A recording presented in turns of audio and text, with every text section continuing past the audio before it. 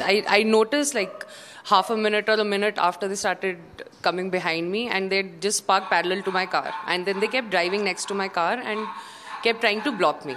So there was one moment where they blocked the road in front of my car. I tried to turn and they blocked the road, and the guy got out of the car and started walking towards me. So that was when I reversed, and that was when I had like half a minute to call the police, because I knew that if I don't do it now, then they'll come back and I have to spend all my energy just maneuvering the car. I won't have time to actually make a call.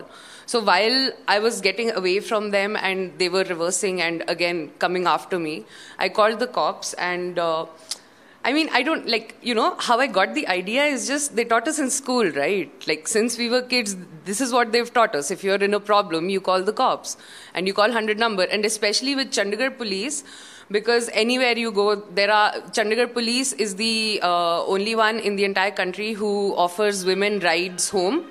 Like, they offer to drop women home if they don't have someone to drop them. So Chandigarh police has been really proactive about women's safety. So of course, the logical thing to do is call the cops. Like, that was my first thought was that it's not like my father can come all the way from Panchkula and, you know, save me in time. Tab tak to anything could happen.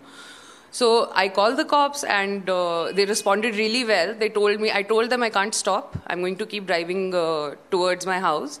And they told me help would meet me on the way. Ma'am, if we will try to understand how much time they chased you and what was their temperament, how did you notice that they were chasing you for some wrong things and they were following you? So how did you change your road at that time? So how did you act actually after observing their behavior?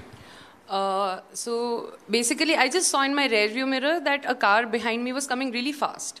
So, you know, I moved to the side and slowed down so I could let the car cross.